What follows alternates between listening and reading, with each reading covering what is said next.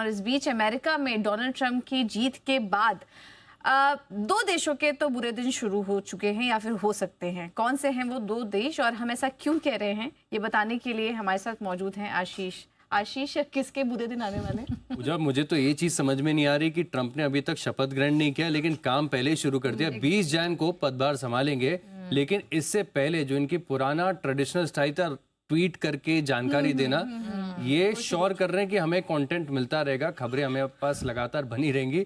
अब दरअसल अगर आप देखें तो बता रहे हैं कि कनाडा और मेक्सिको ये इनके लिए काफी बड़ा हेडेक बन गया। पहले भी बहुत वोकल थे इसके बारे में, अभी भी कह रहे हैं। दरअसल दिक्कत यह है कि कनाडा और मेक्सिको से लगातार काफी सारे इमिग्रेंट्स आते हैं, इसके चलते ये बड़े परेशान है।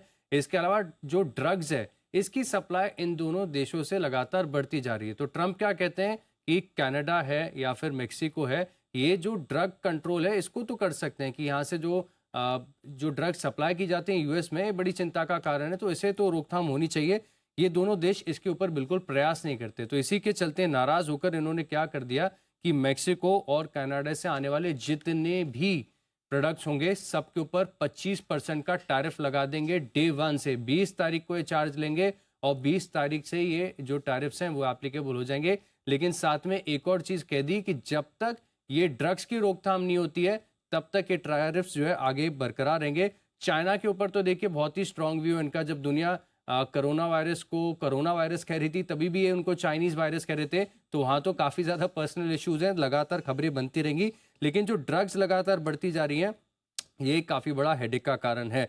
अब मार्केट के लिहाज से अगर आप देखें तो कनाडा और यूएस के बीच में जो ट्रेड होता है, एक तो क्रूड ऑयल काफ़ी ज़्यादा होता है, मशीनरी होती है, प्लास्टिक की सप्लाई होती है, और मेक्सिको से अगर आप देखें तो आयरन है, स्टील है, कुछ इलेक्ट्रॉनिक इक्विपमेंट्स है, साथ में अगर आप देखें तो कैपिटल गुड्स के भी कुछ सेगमेंट्स ऐसे हैं जहाँ पे दोनों देशों के बीच में ट्रेड होता है। बहुत ही इनिशियल रिपोर्ट्स हैं जहाँ पर बताया जा रहा है कि अगर ये कॉन्फ्लिक्ट इंटेंसिफाई होता है तो हर बार की तरह भारत को फ़ायदा हो सकता है, क्योंकि भारत के पास काफ़ी सारी कैपेसिटीज़ हैं। आप ऑयल को छोड़ दें तो बाकी सब कुछ सप्लाई कर सकता है। तो यहाँ पर नज़र रखेंगे कि कैसे डेवलपमेंट आते हैं और एक एक प्रोडक्ट के ऊपर क्या कमेंट्री ट्रंप की तरफ से निकल कर आती है, ये क्लोजली मॉनिटर्ड रहेगा।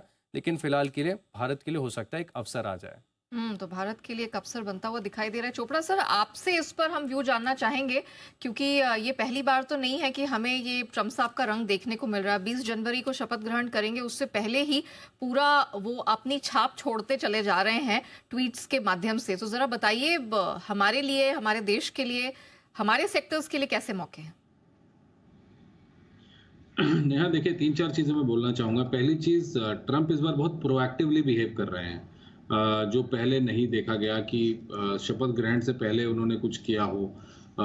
लास्ट टाइम उनका पहला टर्म था तो शायद उन्होंने कुछ नहीं किया। इस बार इन्होंने एलन मस्क को, जो कि आई थिंक हमारी जनरेशन के सबसे तेज बुद्धि वाले व्यक्ति हैं और बहुमुखी प्रतिभा के धनी हैं, और उन्होंने प्रूव करके दिखाया है, वो विश्व के सबसे बड़े और रईस आदमी भी हैं, और बड़े सारे बिजनेसेस उन्होंने एस्टैब्लिश किए और बहुत सारी टेक्नोलॉजीज उन्होंने एस्टैब्लिश करी। स्टारलिंक जैसा एक प्रोडक्ट बनाया, जो कि मुझे लगता है पाथ ब्रेकिंग है। टेस्ला आज अच्छा कर रहा है।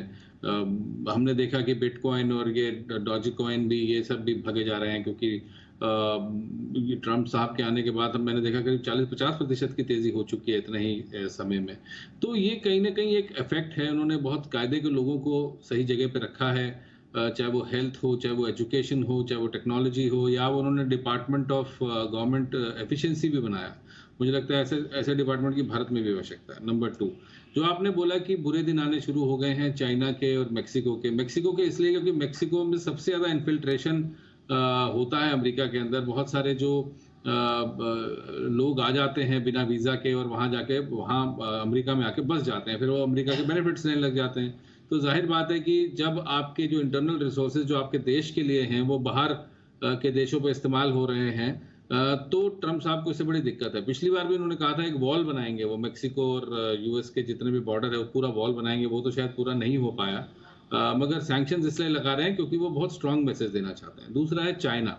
अब आप ये देखिए, दुनिया में 2 पावर सेंटर्स बन रहे हैं। एक ब्रिक्स, अभी हमने देखा कि इंडिया, रशिया, चाइना और जो ब्रिक्स इकोनॉमीज हैं, ब्राज़ील, उन्होंने ब्रिक्स की करेंसी भी लॉन्च करने की बात करी है कि हम लोग डॉलर से बिल्कुल अलग हो जाएंगे।